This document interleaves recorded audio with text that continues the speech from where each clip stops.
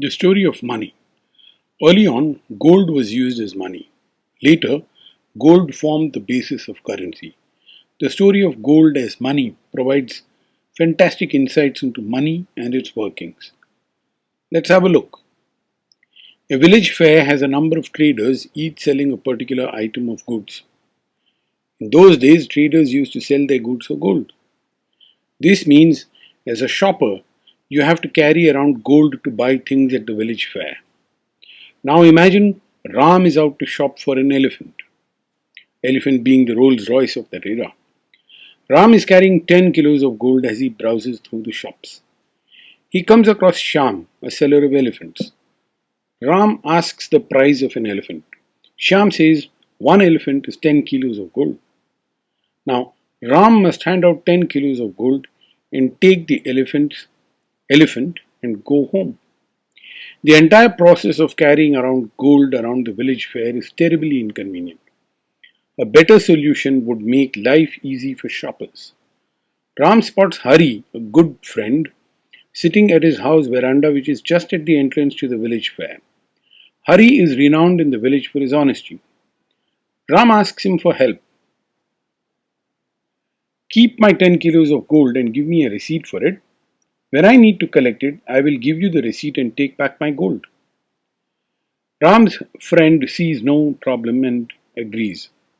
Now, when Ram needs to pay for the elephant, it is a lot simpler.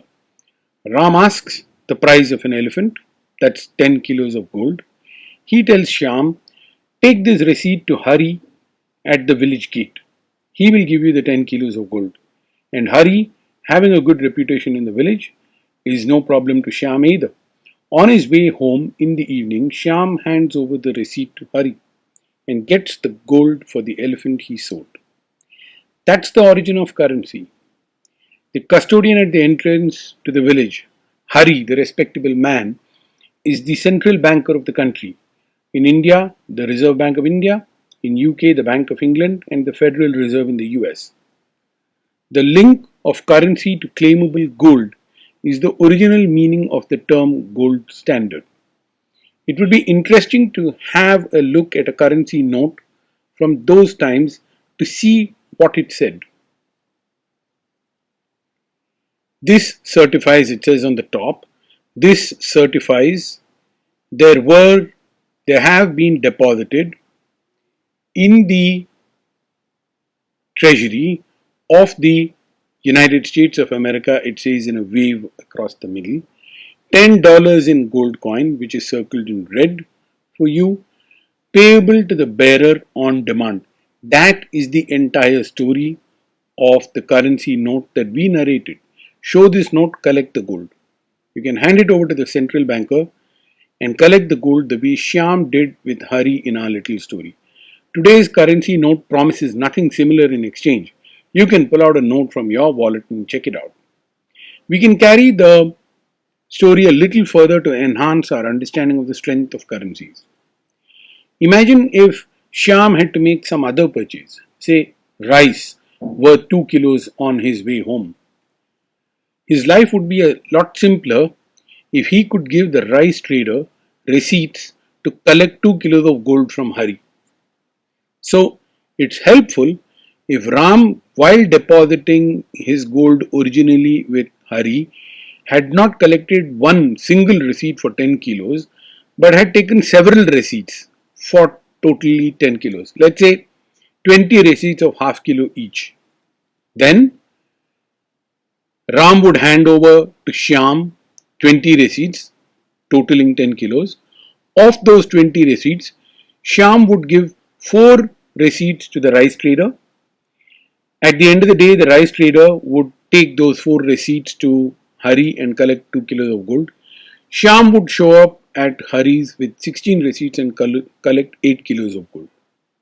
Everyone is happy, and that is the currency note being used to make payment.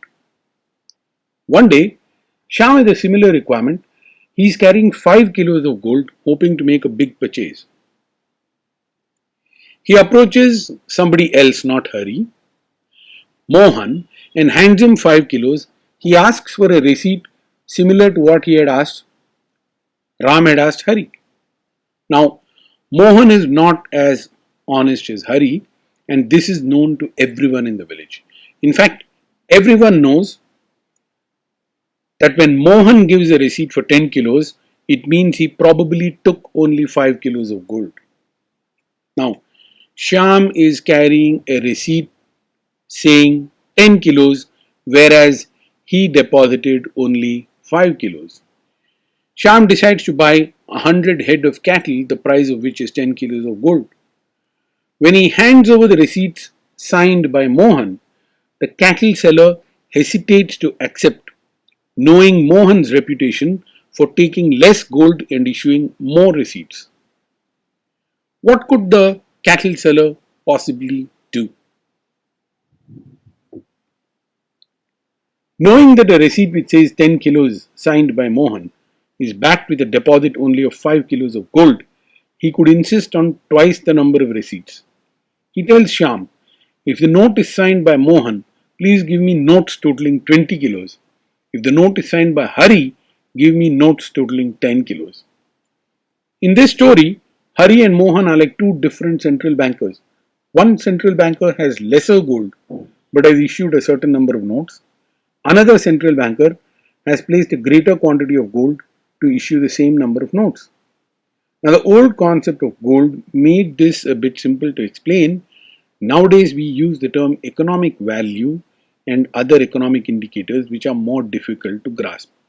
But a central banker must ensure that there is adequate economic value before issuing notes, otherwise, the note issued by him will not have the same value.